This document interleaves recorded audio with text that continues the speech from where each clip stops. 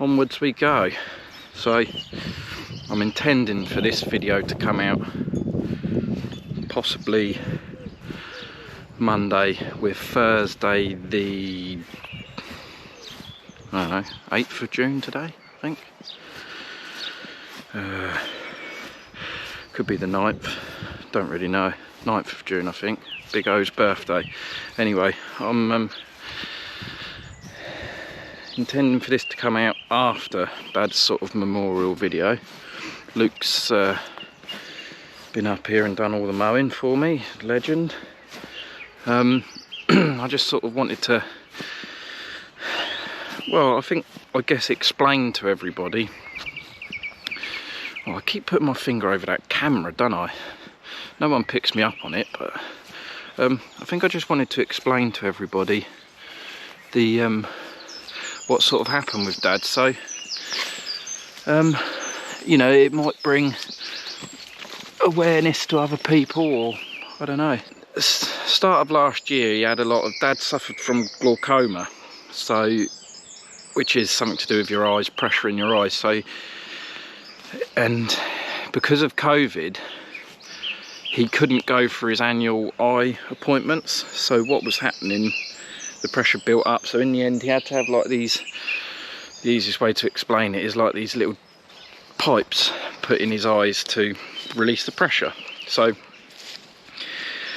he had, in the end, he had 3 operations on his eyes, 1 on each eye, but then he had to have another operation on his right eye because it wasn't as successful as the left one. Anyway, apparently he was like one of the first patients to have this procedure done. It was quite a new procedure. It worked wonderful, it was brilliant. But what they'd done to stop his eyes getting infected, they gave him this injection, sorry. They gave him these tablets to stop, I think I'm right, Mum may correct me, and it gave him a tummy ache. Now, whether that contributed to the cancer growing, no one will ever know. I've got my own views on it. Again, no one will ever know. Really and truthfully, I'm not even overly sure whether it actually really makes much difference now. I suppose it makes a difference if it did, we could prevent it in the future, but you know, you have to trust these doctors and things, and I know what people be saying, oh, you know, they don't, but I don't know what else you do. But anyway, so he had that, and then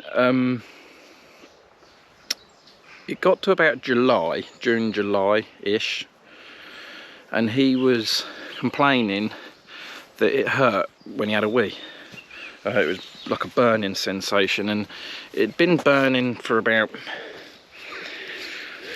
this is where it gets a bit grey, 3-4 weeks, yeah, maybe a month, maybe a bit longer, and he hadn't said nothing, which is obviously not great.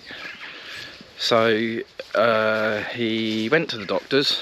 The doctor gave him some antibiotics to clean up, you know, thinking it may be a urine infection. Why they don't do a test, or did a test, I have no idea. Didn't work. So then they gave him a urine test, found that he got blood in his urine, referred him to Eastbourne Hospital, whereas they put a camera inside up his old Johnson, don't know a better way of putting it, and found that he'd got a large tumour in his bladder. And I remember the day driving back from Eastbourne with Mum and Dad, and I was thinking, what a word. After we come back, I sort of looked up about bladder cancer, and I thought, you know, it's a very treatable cancer.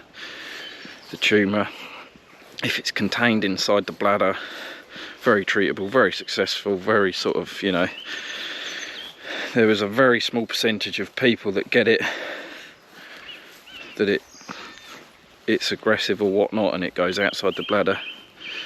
So we was all sort of, although Dad was, that rocked him, that really did rock him. Anything like that would make him struggle. Obviously, as they booked him in for an operation within the month to remove it.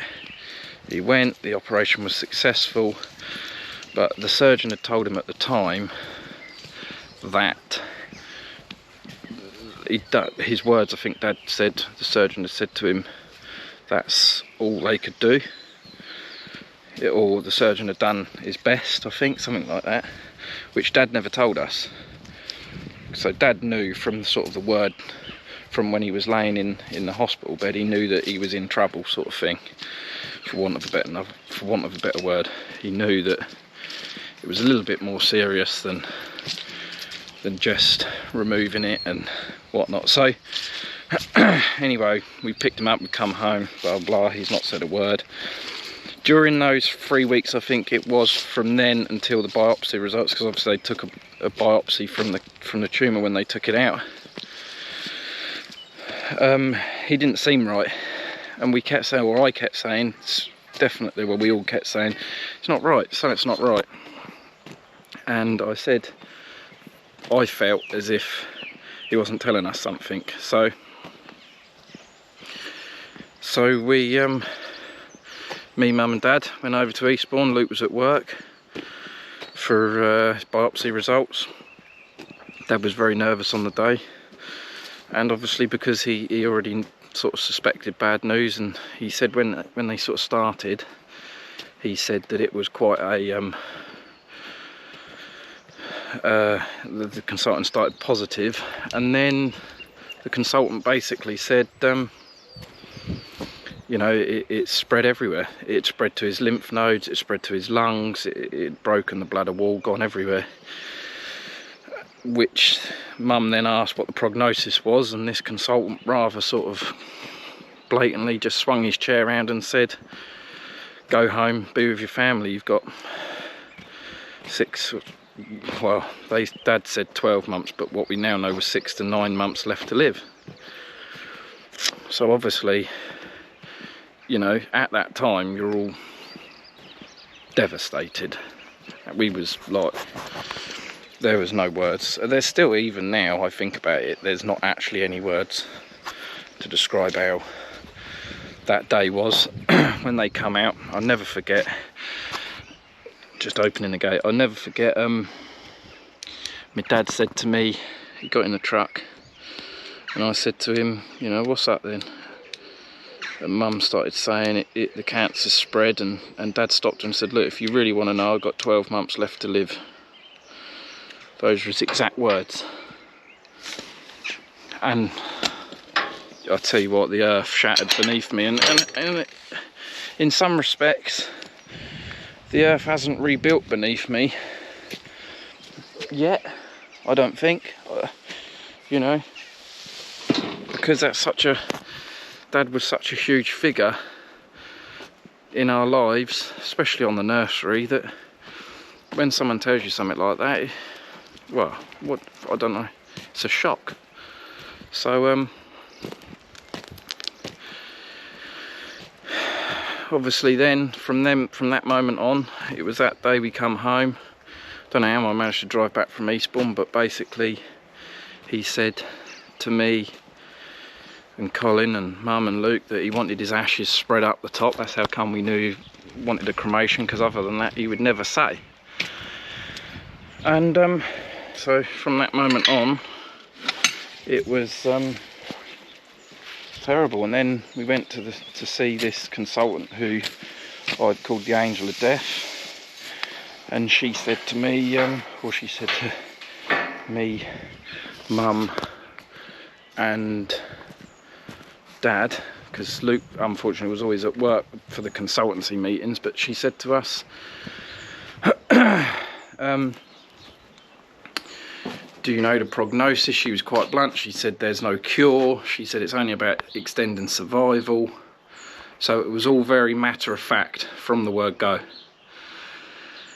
But actually we come out of that meeting a little bit sort of happy. I mean, Dad had just been told, this was when he met his actual consultant, that with treatment he could have 2 years, could have longer. I don't know, people were thinking, my God, how can you be happy at that? But when you've been told you got months, any extra months is brilliant. Dad had initially decline chemo because he didn't want to go through it, but he then agreed to have it. And I have to say the Judy Baird unit down the Conquest Hospital were wonderful. They were top drawer. Started his chemo, and at the start, initially, it was a struggle for him. You know, you had to sort of get in a routine. It was long, sort of 6-hour sessions he was having it. And then he, so that he would have started that around about September, October time. He had, I don't know how many lots he had in the end, 4 or 5 lots, maybe even 6. And he picked up, you could visibly see that it had picked him up. You know, you could, like, he had the odd day where he had to stay indoors because he was feeling weak and ill, but you could visibly see the difference in him. So I had a phone call appointment from the consultant just before Christmas, and she had informed Dad that he had had an exceptional reaction to the treatment, and you know that it had sort of gone from his lymph nodes gone or shrunk right down in his lungs. It wasn't visible in his bladder. And I'll never forget, I was standing in this log shed with a friend of ours, and Dad had gone in for the phone call appointment, and Dad come beaming down here, and he come walking in here, and he said, well, that's the best Christmas present I'll ever have. He said, I ain't gonna have any more chemo, blah blah blah. Now, when you look back at all these things, you analyse what consultants say, and obviously we recorded most of the phone calls and the meetings we had with her when we were able to. And if you listen to her in that, she does say he had an exceptional reaction, but never once does she say no more chemo. Never once does she say the cancer's gone. All she said was, we're stopping the chemo to give you a biopsy on something we've seen in your pelvis, which was the beginning of his downfall. Because by stopping that chemo, and this is my own, you know, people have said, you know, what do you think about the NHS? I hold them in the highest regard. People have told us that we should write complaints and things, but we're not going to. I mean, I think when someone has got very little time, they should, you know, the priority is to give them as much time as possible. So when you're giving them a biopsy, why not arrange it for the following week? I mean, people say, oh, it's not like that. No, it really is. You know, there's not a force in this world, like a supernatural force that arranges things. Humans arrange things. You know, people say, oh, it's not as easy as that. There is. There must be hundreds of places in the country that could have given Dad a biopsy within a week. You know, even if it meant driving 6 hours up the road and 6 hours back.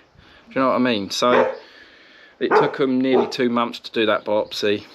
In the end, that resulted in them 2 months. They were supposed to have changed this stent. I'd missed that big bit out, so he had to have operations and a bag fitted to keep his kidneys drained because the cancer had grown into his kidney pipes. And so this biopsy, in the end they done it, of course, within the 2 weeks, 2 months, the cancer had grown to sort of uncontrollable. And he then had the 2 hospital stays, which absolutely destroyed him. And that was because he got infected. He then got sepsis. I mean, I could go into a lot of detail, but I'm noticing this video is already 15 minutes long. We got him out of hospital, but he never recovered since. We went to the consultant and she said to him, look, do you want immunotherapy, this different treatment to train his blood cells to fight the cancer? He said yes. The consultant did try and persuade him not to have it, but he wanted to, and I think he made the right decision. Obviously, but at this point he was too weak. He wasn't really eating, wasn't drinking, and within sort of, that was probably May. That was the start of May, and June the 6th, at about 10 to 11, he passed away at home in his bedroom. I've, you know, never seen anybody go so quick, but it was unbelievable. But you know, so, you know, if there's one thing I sort of learnt from it all, there's so many different stories about people with different cancers. I think Dad must have had one of the most aggressive types. She said at the start it was an aggressive form of bladder cancer. It was difficult to do anything with, and I honestly, sometimes I think with Dad, they knew what the outcome was going to be, so though he was priority, he wasn't as priority as someone that perhaps they can cure. I might get shot down for saying that, but it's how I feel, and I've always been brought up to sort of, you should express how you feel, you should express your opinions, obviously within reason, and that's where we are, you know. In the end, it was sort of from the September prognosis to June, 9 months. They said 6 to 9 months, and the one thing Dad was worried about was that first consultant, the way he was with them, was him being right, and unfortunately he was. But you know, we got to remember Dad for who he was. All the story, you know, you won't ever get blokes like him again. They just don't make them like that. He loved life, he loved his family, he was a wonderful father, what amazing grandfather, questionably hard work to live with, but you wouldn't have changed him, you wouldn't have had him any other way. The man was a legend, and I think we should all remember him for being just that. So here's to Dad. Hopefully this video has sort of explained to everybody a few things. Hopefully now, I think we need to always have him in our thoughts, always remember him. Never sort of,